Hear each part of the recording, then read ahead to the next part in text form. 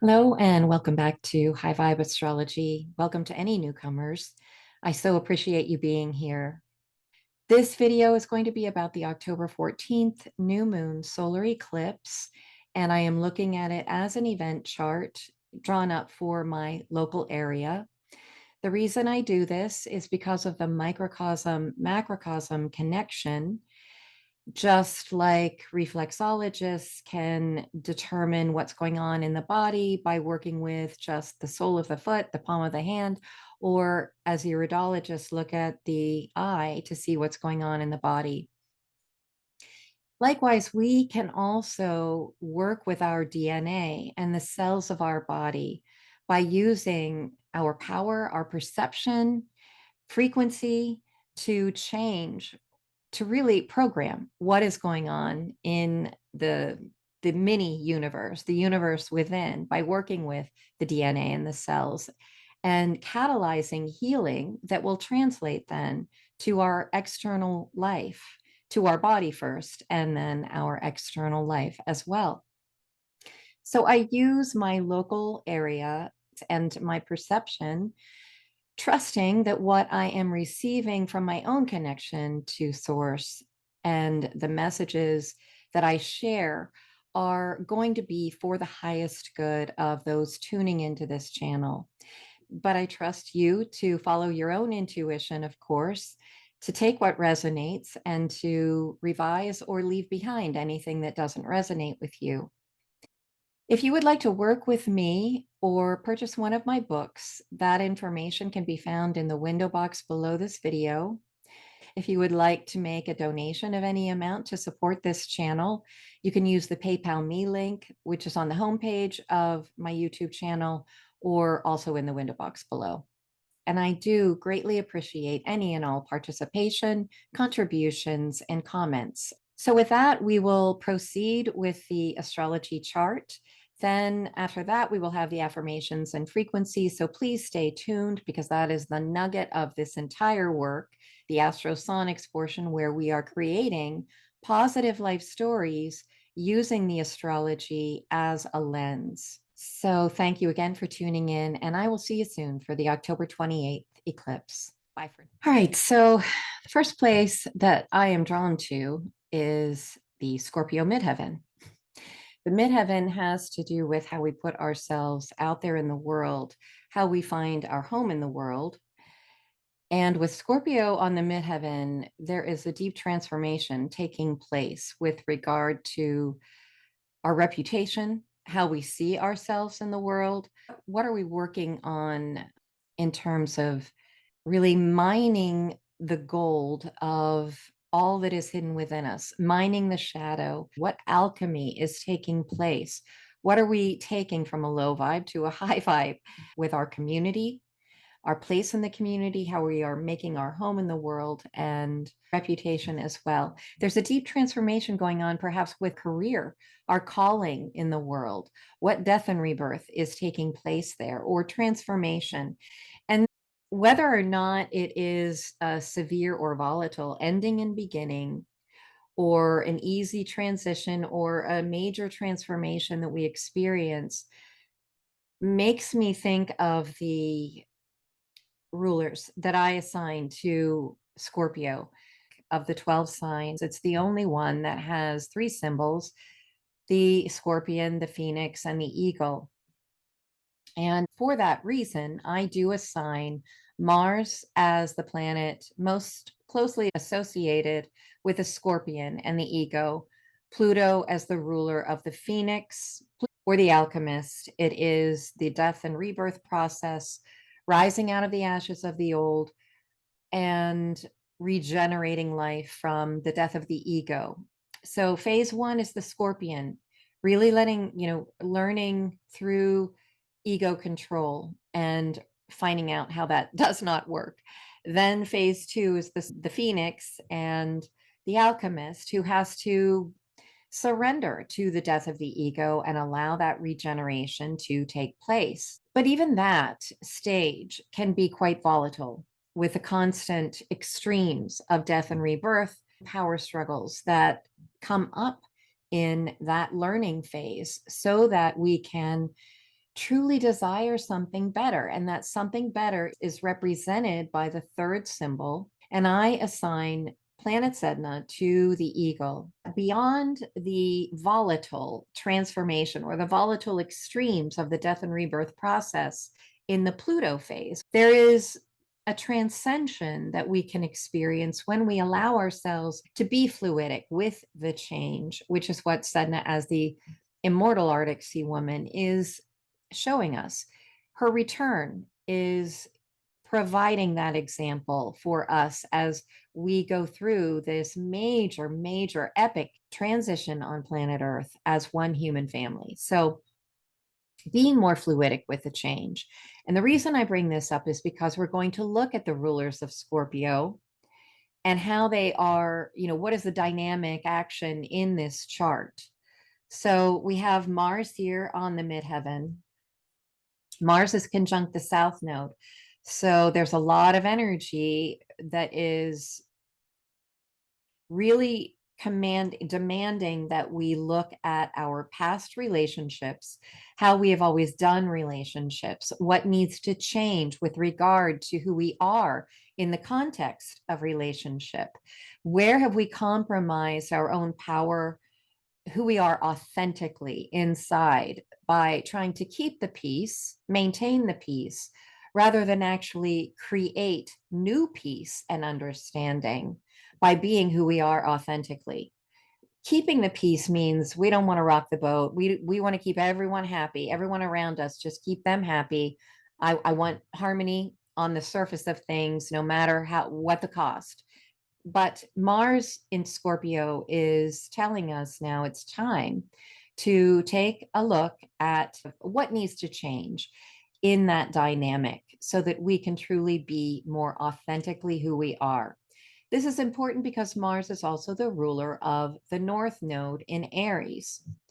So the North Node in Aries down here, conjunct Chiron, means that there is great healing taking place right now with regard to our identity, our behavior, our independence, and being pioneering, finding a new path. Aries is the pathfinder. So we are being asked to really look at how we can find a new path for ourselves for the purpose of healing who we truly are rather than who we have been defined by within the context of relationships, our peers, etc. Now, where we find Pluto is in the first house. Pluto is the second ruler of Scorpio. It is especially important because we also have Capricorn rising in this particular chart. So we're going to look at Saturn in a second, but with Pluto finishing up from now till the end of this year, it just went direct on October 11th. So now it's moving still slowly, but it's moving directly. It's not in retrograde in the sign of Capricorn, and it's going to be changing signs in like the third week of January, and then it will be in Aquarius. Right now, it is transforming. It is contributing to this death and rebirth process of our identity and purpose. It's sitting in the first house of identity. And it is forming a T square to the nodes. So it is also forming a square to that first ruler of Scorpio, Mars. And the square is simply to create that inner tension that drives us to make conscious choices that better support who we are and who we are becoming. Actually, it's not even that we are changing, it's that we are uncovering layers that have literally smothered our true identity. So it's not that we are making any great changes around who we truly are. We're simply peeling off the layers like an onion and discovering, perhaps for the first time, who we are and allowing ourselves to truly bring that forward in our lives and how we dawn upon people, which is the first house. It's how we dawn upon people. And it's also, it's the lens through which we view life and others. And that has to do with Saturn because Saturn rules Capricorn. And I'll get to that in a second. So I've talked about the South Node and Mars conjunct the South Node. Mars as that first ruler of Scorpio, talked about Pluto, the second ruler. Now let's get to Sedna and see what's going on there. Sedna is actually making, well, first of all, I love the fact that Sedna is sitting in the fifth house where we can play, enjoy life, experience life affirming um, creative expression, put our energy into being here right now in the moment and allowing the creative juices simply guide us on a moment to moment basis. We're not concerned about the future. We're not looking at the past. We are embracing the inner child, allowing divine source to speak to us in each and every moment and to guide us through the heart center, to guide us through what is going to bring us the most joy. And the inner child is uninhibited. It'll break out in song and dance in the middle of a grocery store and not care what people around it are around him or her are thinking. It's about entertaining. That's the other thing. But Sedna is in Gemini. So this is about the narrative. It's also about gathering data, how we receive and process information to put into practical use.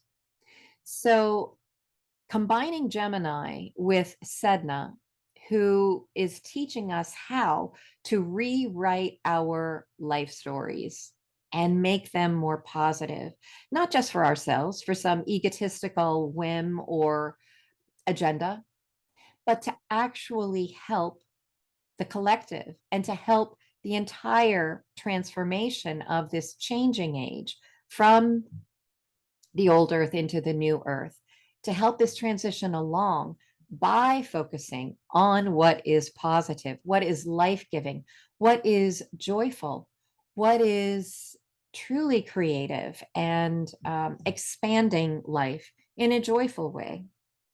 So Sun is in the fifth house and in the sign of Gemini. She wants us to look at our own personal story and how can we change it up to make it more creative, more fun, more inspiring. That's another Leonin characteristic or trait. Now, with regard to aspects, there is an inconjunct from Sedna to Mars, which makes those two planets kind of like two ships passing. They're not seeing each other in the way that you would see that two planets interact in a square. There's tension, so they have to see each other. With an opposition, it's like looking in the mirror. So those two planets have to see each other.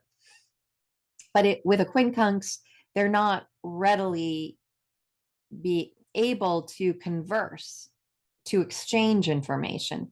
So it requires advanced soul work to actually understand how to put those two together. The way I see one way that we can harmonize Scorpio with Gemini is that Gemini is very curious. It gathers data. Scorpio is always looking beneath the surface and really mining the gold of our own soul or of what is hidden. That's why it rules the house of the occult, of what is hidden, the hidden mysteries. So Gemini with Scorpio is really getting curious about what are we not seeing, but what are we feeling deep in our bones and we know to be true? And how can we bring that into our new myth and create a new myth for ourselves that will then translate into the macrocosm and be beneficial for all of life? Sedna wants us to really understand our connection to divine source that exists in every cell of our body, to work with the DNA. And as one friend who tunes into this channel, shout out to Tara, she drew my attention to the fact that Sedna has DNA in her name. So thank you for that, Tara. I never even occurred to me, but I love that. Sedna is also showing us how to be better citizens of the cosmos. We have to recognize through Sedna's lens anyway, we have to recognize that we are not just citizens of Earth, we're citizens of the cosmos. And in her relationship with water and the ocean as the immortal sea woman, she's also showing us how to be more fluid with change, how to go with the flow rather than having these herky jerky or rather than having to experience the extreme volatility that Pluto can often bring up. That brings me to the square from Mars to Pluto, with Pluto making a T square to the nodal axis here. It is also making a square to Mars, the original or ancient ruler of Scorpio. And that square between Pluto and Mars is creating the tension that is, I don't want to say forcing, but motivating us to awaken to our true, authentic nature. And then Sedna, in its trine to Pluto. Pluto is at late degree Capricorn, almost into Aquarius, but there is a trine, out of sign trine from Pluto to Sedna. And this, from the first house to the fifth house, this is really about tuning into and allowing greater expression of our authentic nature, allowing it to shine forth with greater ease, greater joy, and less inhibition, less and less fear of rocking the boat, which is what the South Node in Libra is reminding us we need to transform and change. So, all right. Moving on now to this rising sign in Capricorn. This is informed by the planet Saturn in Pisces. We find Saturn in the second house, which has everything to do with our self-esteem, self-worth, our values. Saturn in Pisces, Saturn is still retrograde, so it's still looking within, causing us to be more introspective with regard to Pisces expression. And Pisces is about getting in touch with divine source, number one, with a dream world, with a mystical realm, with the other dimensions, getting in touch with things that are completely intangible, feelings that come up that are deep in our bones. And Pisces is also always asking us to trust in the divine. Pisces, because it's the dream world, it rules that foggy realm where we cannot see what our next move should look like, is where it is, let alone what it should look like.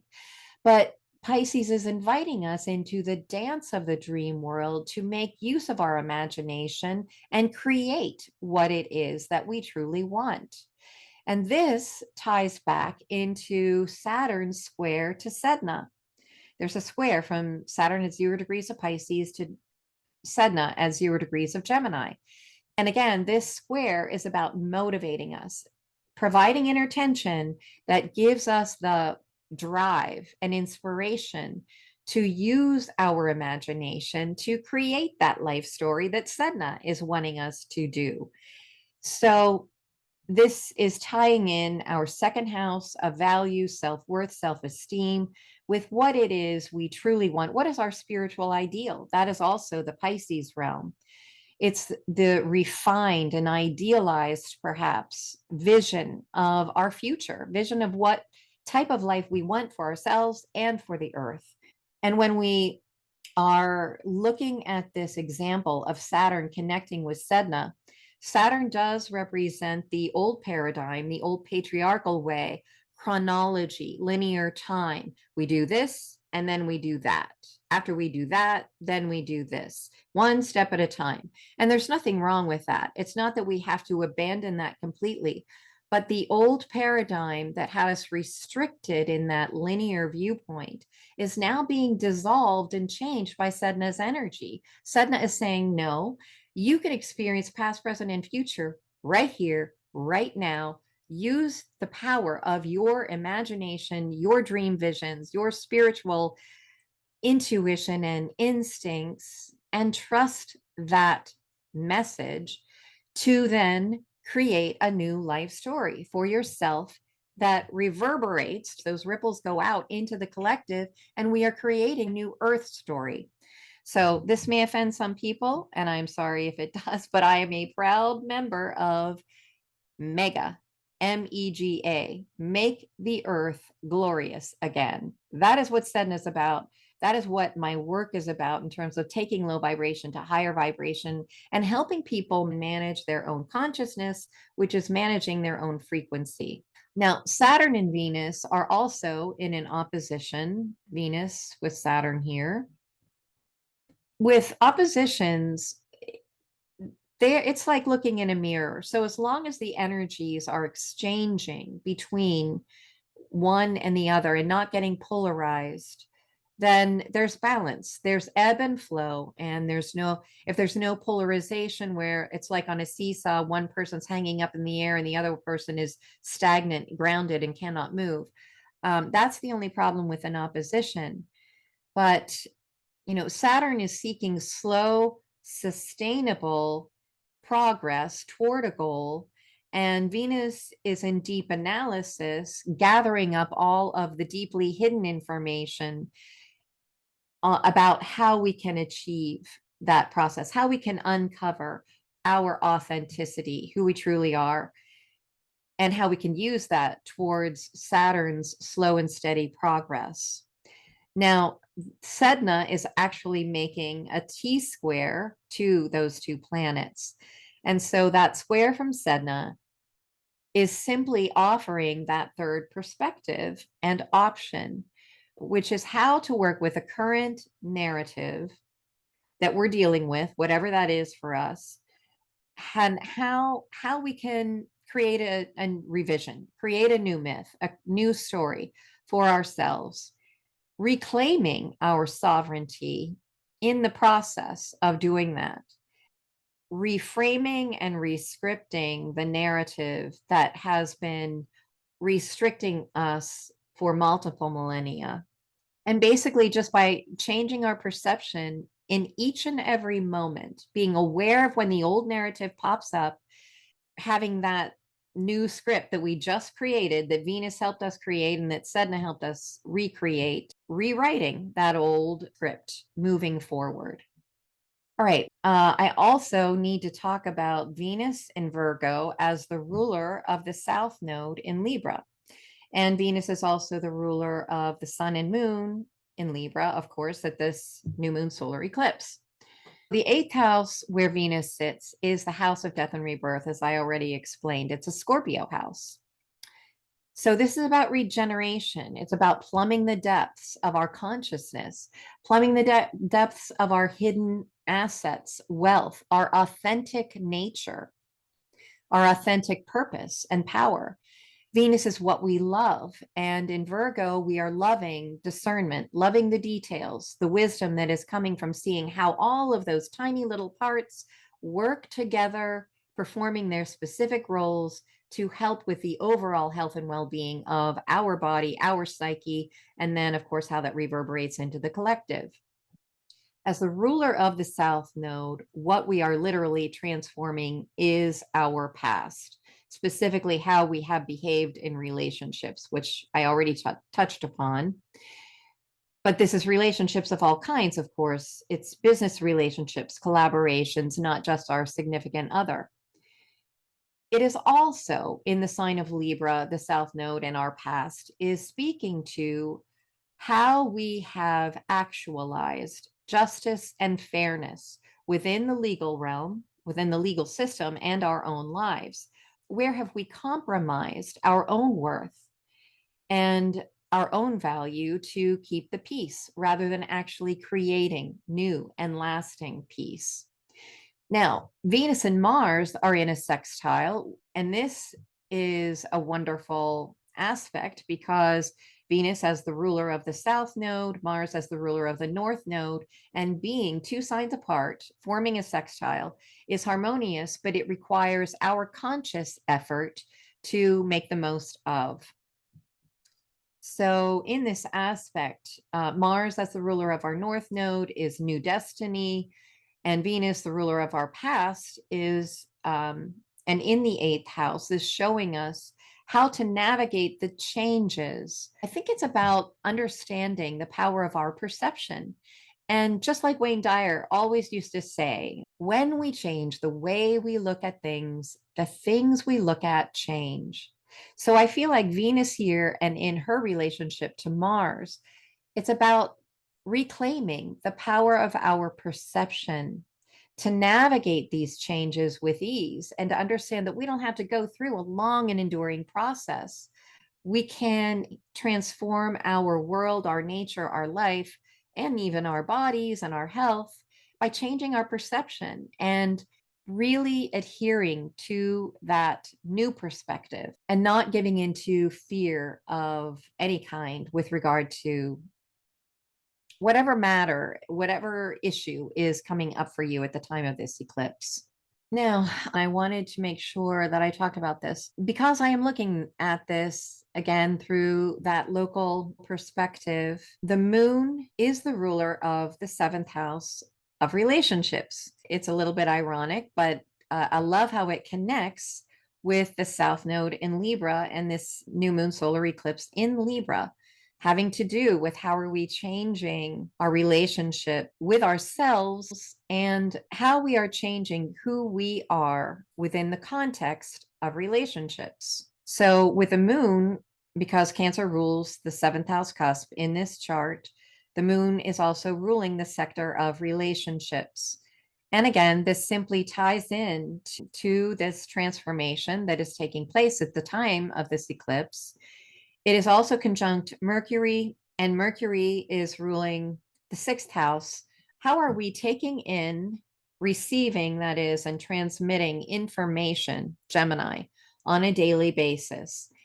We can make that our daily devotion, and one moment at a time, one conversation at a time, we are completely changing our relationships. Okay. And then we find the sun ruling the eighth house. With Leo in the eighth house, it is literally about shining a light in the dark, listening to the inner voice. Another way that we're shining a light in the dark is any shamanic work that we may be doing to heal the shadow, to heal from any trauma from the past. Find a way to release, forgive, let it go altogether, because the people that we find it difficult to forgive, they're not really feeling the effects of that as much as we are. So the more that we can forgive and release anyone and anything that contributed to hurt and trauma from the past, the freer we will become. And that's what Leo is asking us to do on the eighth house cusp. So again, it's about transforming who we are and finding greater self-expression, because Leo is about giving expression to the inner child, allowing that inner child that still feels hurt from the past, allowing it to speak to us, and allowing Venus in Virgo to pay attention, to really listen so that that inner child can heal. Okay, I think the last aspect that I will talk about here is the yod from Neptune and Uranus. This has been ongoing. I brought it up in a previous video, but the yod from Neptune and Uranus to the south node in Libra. So basically, Neptune and Uranus are transpersonal planets. They move very slowly. And the sextile between those two, again, sextiles require our conscious effort to make the best use of these energies.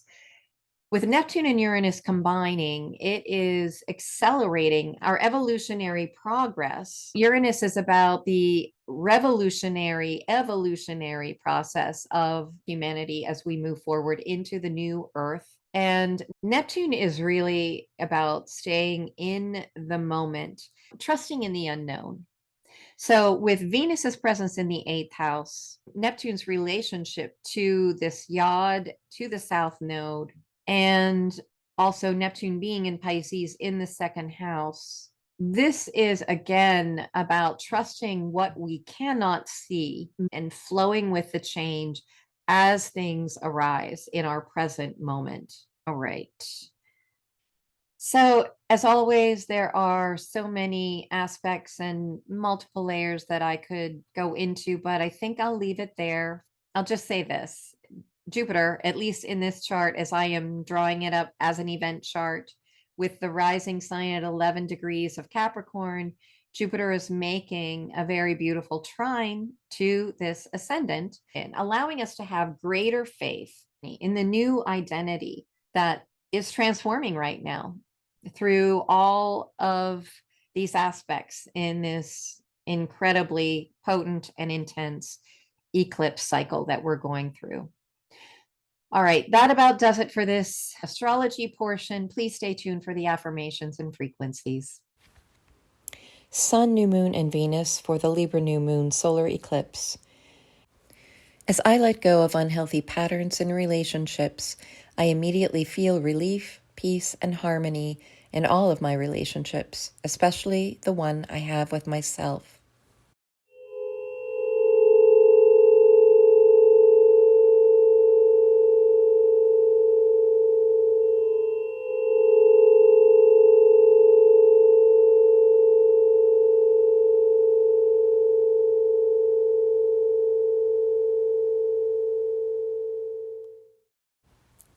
Chiron, Mars, and Venus for the opposition of Chiron to the South Node and the conjunction to the North Node. Healing from previous trauma can happen as soon as I decide I no longer wish to suffer and allow a new identity to emerge. Once I take the first step, the universe guides my path, and I feel myself transforming from worrier to warrior.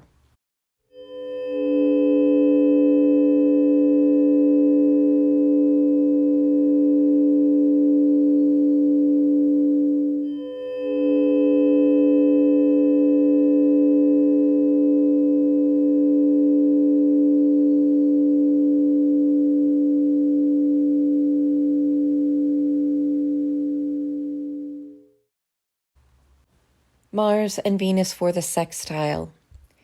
Opposites of all types, past and future, yin and yang, masculine, feminine, light and shadow, even rich and poor, are easily harmonized when I decide to make conscious the hidden gifts within my own shadow.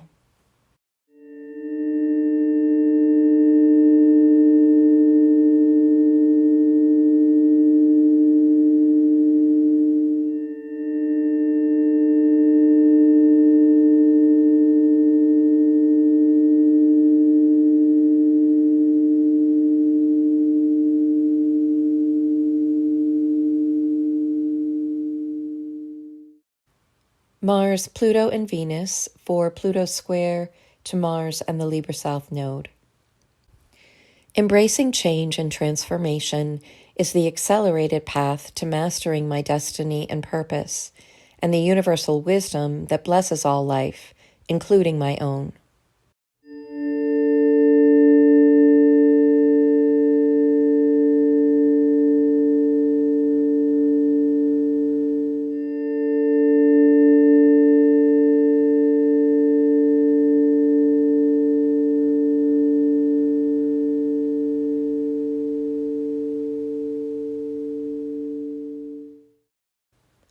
Mars and Sedna for the quincunx.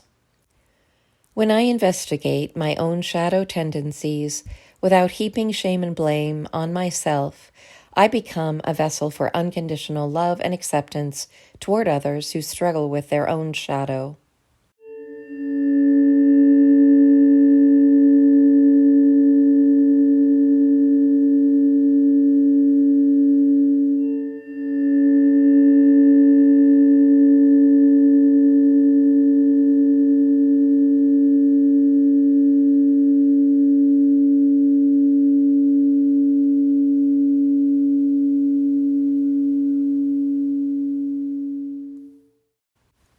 Pluto and Sedna for the trine. Our collective shadow as citizens of Earth is undergoing monumental transformation, while all that has been concealed for centuries must now be brought to light and purified.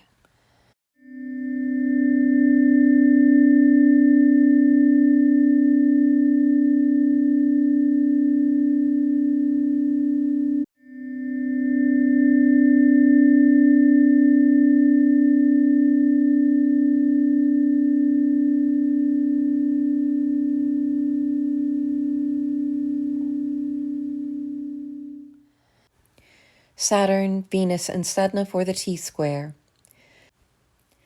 Our perception of time and space is quickly up-leveling as the Earth's frequency shifts from dense and slow to buoyant and simultaneous.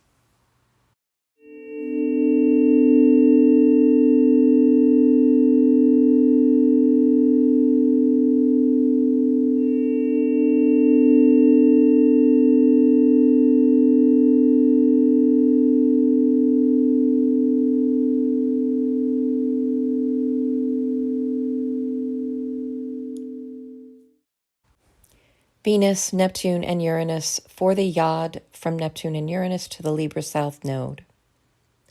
By relaxing and being present in each moment as it comes, we are actually accelerating our own evolution and facilitating space for miraculous solutions to unfold.